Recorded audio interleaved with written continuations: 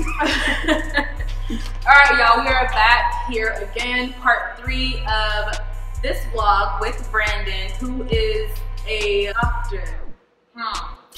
Making big money. Big money? Chill. Maybe in like 6 years. Yeah, give me 6 years. Okay, but yeah, so now we're on the final part of this vlog. I hope you guys have watched parts 1 and 2. If you haven't, stop right now. Links are down below. Go watch part 1, then watch part 2, and then I'll see you back here. I'll pause for it. Part 3 of this series, the final part, is about how Brandon goes from, you know, being just a mere little village boy, you know, 4th year medical student. And I was actually at his match day. I don't know if you guys follow me on Instagram or Snapchat, but I posted a little bit of that on there. How he goes from being a 4th year student to matching into his #1 choice. I guess the secret's out now. Tell us where you're going, what you're going for, and tell us a little bit more about match day. All right, so I'm going to be going to Vanderbilt University in Nashville, Tennessee for my otolaryngology head and neck surgery residency, also known as ear, nose, and throat surgery. And I'm extremely excited. It's been a grind to get into this point, but ultimately everything worked out and I ended up at my #1 choice. So I've been asked to talk a little bit about the match. What exactly is the match process? And it's basically this huge program that pairs applicants up with different programs. So I'll be a little bit brief, but I want you guys to kind of understand how it works. It's kind of crazy. I think of it like the NBA draft or NFL draft. So basically, as an applicant, you go on all these interviews. Let's say you go on 15 interviews. You rank them in order from your favorite to least favorite, 1 to 15. And all the places that you interviewed at, they've interviewed 1 to 40 to 50 to 100 applicants, and they rank you guys in order from 1 to 100. And then they submit this to this program, and the program basically does some number crunching or whatever, and it pairs you up with the program. So if you put a place #1, they put you #1, you're automatically going there. And it gets a little bit more complicated than that, but that's generally how it works. Apparently, you were Vanderbilt's #1, and they were your #1. Well, they take 5 people, so I mean, that means I was in their top 5. Okay, top 5. And they were my #1. Top 5, and you're not #5. All right, so that's super exciting, and I hope, pray to God, you know, thank you, Jesus, in advance, that I will one day be in your shoes, getting matched to my top choice residency program. But for now, we pray, we study, we grind it out just a little while longer, and then hopefully it'll be my turn, you know? So how do you make yourself a great residency application candidate? Yeah, so there's a couple things that most residency programs are looking for. They want to see that you're a good student. How well did you perform in medical school? They want to see that you can perform well on standardized examinations, which would be step 1. They want to see that you're involved in extracurricular activities. So these are going to be like your leadership positions, your volunteering, etc. They want to see that you can do research and you're interested in research and you're capable of performing it at a high level. And this is going to be shown through your publications, your presentations at national meetings, whether it's oral or poster presentations. And they're also just looking for an individual that they feel like will work well within their system. Everybody wants to be around somebody that they like and they feel like meshes well with their group. So that's ultimately what the interview is going to be for, to show them whether they feel like you fit well within their group of residents. So I know that like when you're applying to medical school, like I think I've said this in another vlog or something, but once you get the invitation to be interviewed, there's like a high percentage of that interview where the school is trying to sell themselves to you, you know, trying to give you all the nice like school like bags and notebooks and trying to tell you why you should, you know, come to their school and what's so great about their school. Is that kind of the same thing with residency interviews? Are they trying to sell themselves to you as well? Yeah, I mean, it depends on your specialty too. Like internal medicine, family medicine, some of these programs, they have a lot of money. So some of these places will pay for your hotels. Most places always pay for a dinner for you guys.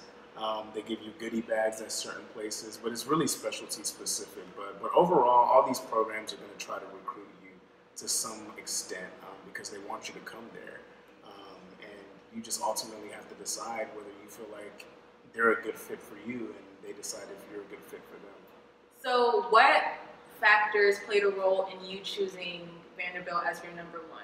Location, the people that you met, was it a specific doctor? What played a role in your decision? Yeah, so my decision was based off of 1 month that I spent at Vanderbilt. So in medical school, you have the opportunity to do what they call way rotations. So I spent a whole month at Vanderbilt in October 2017, and I had an amazing experience there.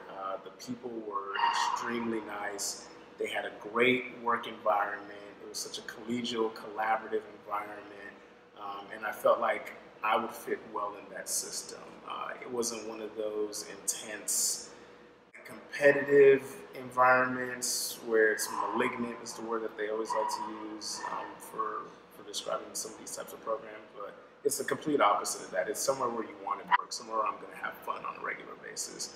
And I also had an opportunity to have a mentor, an African-American woman, Dr. Kimberly Vinson. She's a laryngologist at Vanderbilt, served as my mentor during my 1 month there. We met on several occasions while I was there, and it was nice to see that I would have a support system if I was to end up at this school. And she took time out of her busy days to just chat with me and ask me how things were going, and was extremely supportive of me, not only in that month, but throughout the rest of the interview season.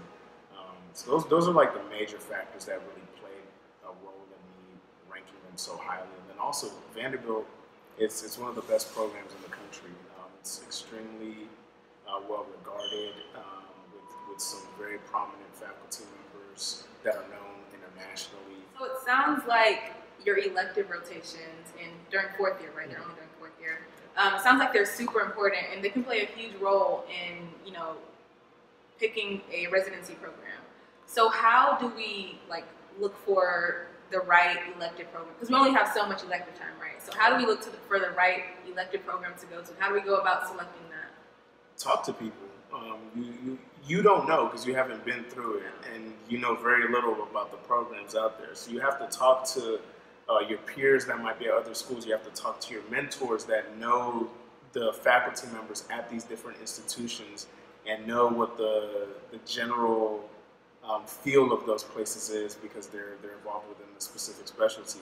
So just get out there and ask and see, go online, read about these programs, see if their mission, their vision aligns with what you want in the future. So let's finish up with some key advice, your best advice to give to, now we're talking to a medical student. We're talking to somebody who's either going through STEP right now, maybe second, third year, or done with STEP, and we're looking forward to the whole match thing. We want to get into the residency program that we want to get into. I was like, what's the one thing that you wish you would have known, going into medical school or going through medical school, that would have better prepared you for where you are now? I love saying this, and I think it's really good advice that you should always focus on today, but think about tomorrow. Always focus on today, but think about tomorrow. You will never know where you need to get if you can't see where it is. So you always have to have this vision of where do I want to ultimately reach. You don't just come into medical school and say, I'm just going to get through today and that's it. No, you have to say, I'm going to get through today, I'm focused on today, but what's coming tomorrow? What's coming in second year? What's coming in third year? What's coming in fourth year? What is the process like? What's going to make me a strong applicant? Knowing all those things early on in the game just provides you a better opportunity to accomplish them. Now, I'm not saying you should stress yourself out in your first year of medical school worrying about residency interviews and what you're going to wear or what you're going to say on your interviews. No, that's not focusing on today. That's just think about tomorrow and know what your ultimate end goal is. If you know you want to be an amazing residency applicant, then you know you're going to have to get involved in some research. You know you're going to have to perform well in school. You know you're going to have to do X, Y, and Z to get to that point. So just keep that in mind and seek out mentorship from students that have been through this before you residents that might have gone through the process recently, junior faculty members, senior faculty members who have seen the process evolve over years and know what is going on currently within a specific specialty and where that specialty is going. That's some solid advice right there. We're gonna wrap this up now, and if you have any encouragement or any advice for anybody along any part of the journey, if we're talking to high schoolers or undergrad students or med students, or maybe they're also a demographic of students who didn't do so well in undergrad, who had to do like a master's program or a post-bac program, and the journey just to get to where you are right now is just not easy. And frankly, we don't see enough of people who look like, we don't see a lot of people who look like us set examples for us. So what is a piece of encouragement, advice, anything that you can give to those students? I'm gonna sit up for this one because I want y'all to really listen to me and really take in this advice. So for anybody out there, if you decide that you want to become a doctor, don't let anything discourage you from accomplishing that goal. The hardest decision you will have to make is that you want to do this. Once that's been done, you just have to fill in all the gaps to get to that point. It's not an easy road by any means. There's going to be ups and downs. There's going to be failures, not just one failure, sometimes multiple failures. But with each failure, you gain something that's going to help you somewhere down the line throughout this journey. So do not let anything discourage you. And the reason I say this is because me, myself, I never thought I was going to get to this point. And here I am. I'm about to graduate med school. I'm going to residency, my top choice at an amazing program. I've had friends who failed the MCAT multiple times, and they didn't let that stop them. They found a way to get into medical school, and now they're at the top of their class on the dean's list, and et cetera, et cetera. And there's just so many success stories out there of people who haven't had the traditional route of, oh, I just graduated and I go into medical school. There's people out here who've had a lot of struggles, but they decided that they wanted to become a doctor. And if you do the same thing, you can make it. I guarantee you that.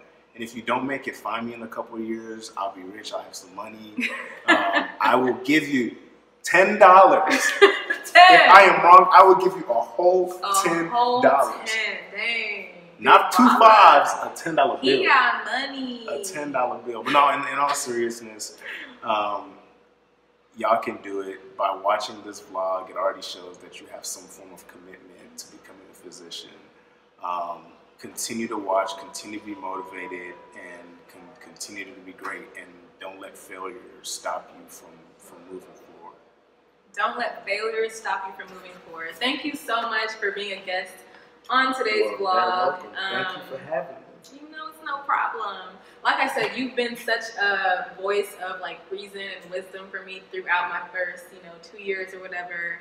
And I really thank you for that. So I know that he's always open to answer questions and to give advice.